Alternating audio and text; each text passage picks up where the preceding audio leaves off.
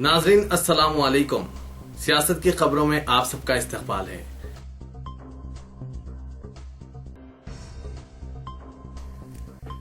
جرمنی میں پناہ گزین کیمپ میں قرآن مجید کی بے حرمتی کے واقعے پر تشدد پھوٹ پڑا، جس میں تقریباً 17 افراد زخمی ہو گئے۔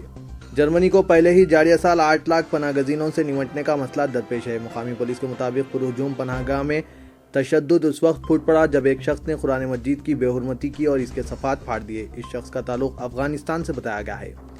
یہاں موجود پولیس نے اس شخص کو ہجوم سے بچا لیا جو انتہائی برہم ہو چکا تھا، لیکن عوام نے سیکورٹی فورس پر اپنی برہمی ظاہر کی اور تقریباً 50 افراد جو سلاخوں سے لیس تھے عہدیداروں پر سنگباری شروع کر دی، جس کے نتیجے میں 17 افراد زخمی ہو گئے۔ پناہ گاہ کو بھی کافی نقصان پہنچا۔ یہ واقعہ وسطی جرمنی کے تھورنگیا میں پیش آیا۔ جرمنی میں جنگ سے متاثرہ شام اور دیگر ممالک کے تارکین وطن کی کثیر تعداد پناہ حاصل کرنے کے لیے جمع ہو گئی ہے، جس کی وجہ سے حکام کو مشکلات کا سامنا ہے۔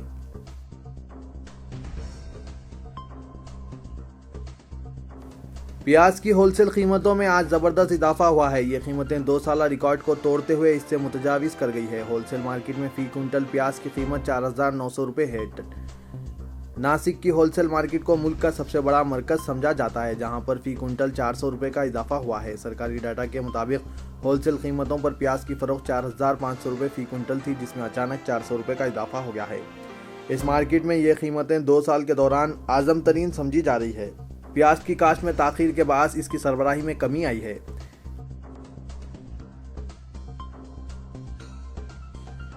اتر پردیش کے دیہات بلند شہر میں ایک وظیفہ یاب سرکاری عہدیدار فیض الحسن قادری ایک چھوٹی سی تاج محل کی نقل اپنی بیوی تجمیلی بیگم قادری کی یاد میں تعمیر کر رہے ہیں، جس کے لیے انہوں نے اپنی زرعی اراضی کا ایک قطعہ بیوی کے زیورات فروخت کر دیے اور اپنی زندگی بھر کی بچائی ہوئی رقم بھی اس تعمیر کے لیے خرچ کر رہے ہیں۔ قادری نے ایک چھوٹی سی جگہ اپنے لیے مقبرے میں مختص کر رکھی ہے، جہاں وہ اپنے انتقال کے بعد دفن ہونا چاہتے ہیں۔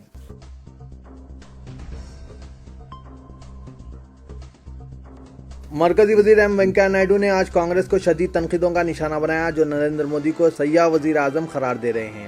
انہوں نے کہا کہ کیا کانگریس چاہتی ہے کہ وزیر اعظم کنویں کے مینڈک کی طرح ایک ہی جگہ بیٹھے رہیں؟ انہوں نے کہا کہ کانگریس قائدین یہ کہتے ہیں کہ نریندر مودی ٹورسٹ وزیر اعظم بن چکے ہیں۔ کیا اس کا مطلب یہ ہے کہ انہیں صرف ایک ہی جگہ بیٹھے رہنا چاہیے؟ کیا انہیں کنویں کے مینڈک کی طرح ہونا چاہیے؟ کسی کنویں میں مینڈک اندر بیٹھ کر صرف آواز کرتا ہے۔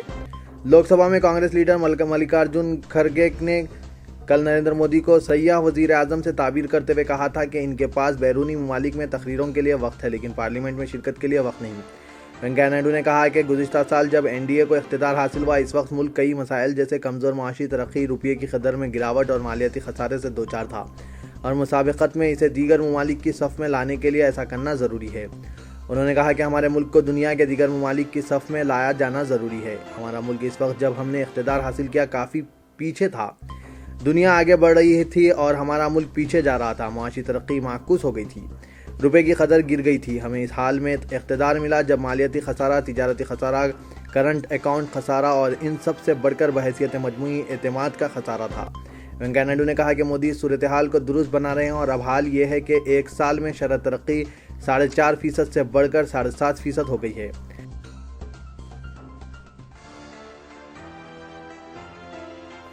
Senior Telugu Desam party leader و رکن اسمبلی اے ریونت ریڈی نے وزیر اعلیٰ کے چندر شیکھر راؤ کو اقتدار سے بے دخل کرنے تک جدوجہد جاری رکھنے کا اعلان کیا اور کہا کہ وہ تب تک چین کی نیند نہیں سوئیں گے۔ ریونت ریڈی نے دولت آباد پولیس اسٹیشن میں گرفتاری اور رہائی کے بعد ذرائع ابلاغ کے نمائندوں سے بات کرتے ہوئے کہا کہ تلنگانہ حکومت تلگو دیشم پارٹی قائدین و کارکنوں کو ہراساں کر رہی ہے اور پولیس کے ذریعے انہیں گرفتار کرایا جا رہا ہے۔ انہوں نے کہا کہ کے سی آر کے ان حربوں سے ہم خوفزدہ ہونے والے نہیں ہیں، انہیں گرفتار کر کے ڈرایا یا دھمکانا نہیں جا سکتا۔ ریونت ریڈی نے کہا کہ تلنگانہ حکومت کی بے قاعدگیوں اور کرپشن کو بے نقاب کرنے کی وجہ سے وزیر اعلیٰ چندر شیکھر راؤ اپوزیشن جماعتوں بالخصوص تلگو دیشم پارٹی کو نشانہ بنا رہے ہیں۔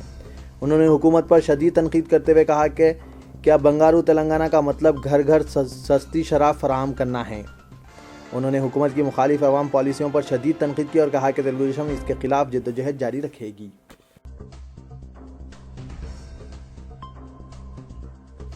مرکزی وزیر فروغ انسانی وسائل اسمرتی ایرانی نے کہا کہ آندھرا پردیش میں کئی مرکزی اداروں بشمول آئی آئی ٹی اور آئی آئی ایم کے قیام کے لیے حکومت 3030 کروڑ روپے سے زائد سرمایہ مشغول کرنے کی تجویز رکھتی ہے۔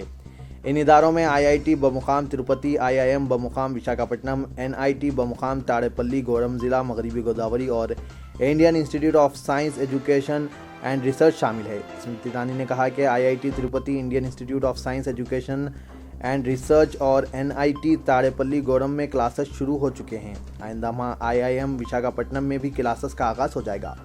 वो हैदराबाद से 320 किलोमीटर दूर ताड़ेपल्ली गौड़म में NIT के लिए संग बुनियाद रखने के बाद खिताब कर रही थी। इस तकरीब में मरकजी वजीर एम वेंकैया नायडू और चीफ मिनिस्टर आंध्र प्रदेश चंद्रबाबू नायडू भी मौजूद थे। स्मृति ईरानी ने कहा कि मरकज IIT तिरुपति में 700 करोड़ रुपए, NIT में 300 करोड़ रुपए, IIM विशाखापट्टनम में 680 करोड़ रुपए और तिरुपति के करीब institute of science and research में 870 करोड़ रुपए के अलावा दीगर आला तालीम के इदारों में 480 करोड़ रुपए से ज़ायद सरमाया मशगूल करने की तजवीज़ रखती है। ये इदारे आंध्र प्रदेश में गुज़िश्ता साल रियासत की तकसीम के मौके पर मरकज़ की जानिब से किए गए वादे के मुताबिक कायम किए जा रहे हैं। उन्होंने कहा कि अगर इस रकम को यकजा किया जाए तो हुकूमत हिंद सिर्फ आला तालीम के शोबे में आंध्र प्रदेश की तरक्की के लिए 3030 करोड़ रुपए सर्व कर रही है। उन्होंने कहा कि वज़ीर आला चंद्रबाबू नायडू का ख्वाब है कि आंध्र प्रदेश को दुनिया भर में तालीमी मरकज़ के तौर पर तैयार किया जाए। उन्होंने कहा कि मरकज़ी हुकूमत इस मकसद के हुसूल में मुमकिना मदद कर रही है।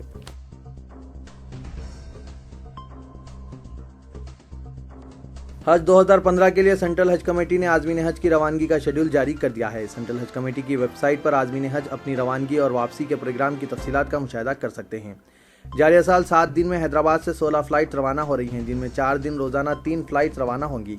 हर फ्लाइट में 340 अफराद की गुंजाइश रहेगी। ये पहला मौका है जब एक हफ्ते में आज़मीन हज की रवानगी मुकम्मल कर ली जाएगी। तेलंगाना के अलावा आंध्र प्रदेश के आज़मीन हज भी हैदराबाद से रवाना होंगे। सेंट्रल हज कमेटी ने दोनों रियासतों के लिए रवानगी और वापसी का शेड्यूल जारी किया है। 2 सितंबर को पहले दिन 3 फ़्लाइट्स रवाना होंगी। इसके अलावा 3, 5 और 6 सितंबर को रोज़ाना 3 फ़्लाइट्स की रवानगी का शेड्यूल रखा गया है। 4 सितंबर को 2 जबकि 7 और 8 सितंबर को एक फ़्लाइट रवाना होंगी। इस तरह 2 से 8 सितंबर तमाम आज़मीन जिद्दा के लिए परवास करेंगे। आज़मीन हज को बहालत अहराम रवाना किया जाएगा। एयर इंडिया ने वापसी का शेड्यूल भी एक हफ्ते में मुकम्मल करने का फैसला किया है।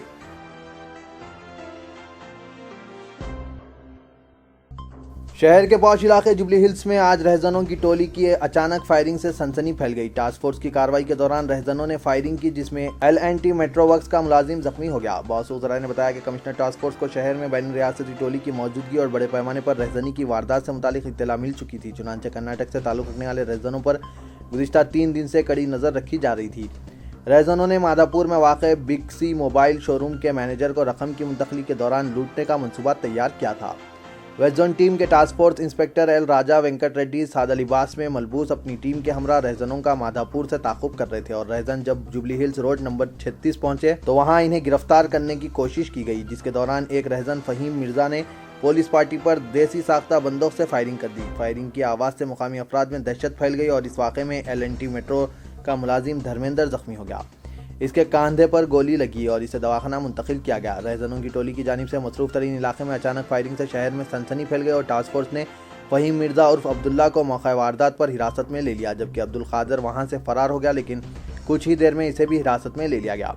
ज़राया ने मज़ीद बताया कि बिग सी मोबाइल शोरूम के मुलाजिम समी साकिन टोली चौकी की मदद से कर्नाटक के रहजनों ने यह मनसूबा तैयार किया था, लेकिन पुलिस को इत्तला मिलने पर 3 दिन कबल समी को हिरासत में ले लिया गया। पुलिस समी के बयान की बुनियाद पर इन रहजनों पर कड़ी नज़र रखे हुए थी।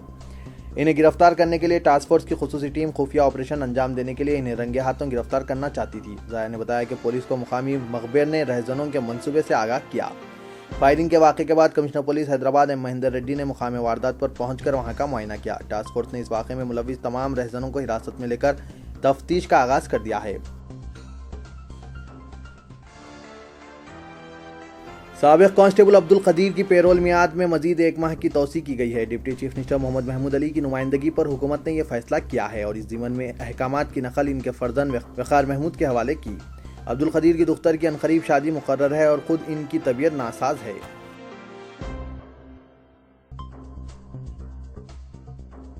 छोटी बहन बड़ी बहन से मुलाकात के लिए मकान गई, लेकिन मकान में कोई नहीं था सिवाय बहनवई के। बहनवई ने साली को अपनी हवस का शिकार बनाकर फरार हो गया। तफसीलात के मुताबिक 30 साला एल विथल पेशा खानगी मुलाजिम साकिन सुरालम मुतवत्तिन नरसापुर जिला मेदक की 20 साला साली अपनी बहन से मुलाकात के लिए इसके मकान आई हुई थी। बहन कहीं बाहर गई हुई थी कि बहनवई ने मौका पाकर साली को अपनी हवस का शिकार बनाया और वहां से राह फरार इख्तियार कर ली। दोनों बहनों ने मिलकर کوڈنگل پولیس اسٹیشن میں وتھل کے خلاف شکایت درج کروائی۔ پولیس ڈنڈیگل نے فوری لڑکی کو طبی معائنے کے لیے ہاسپٹل روانہ کیا۔ بعد ازاں مقدمہ درج کرتے ہوئے تحقیقات کا آغاز کر دیا۔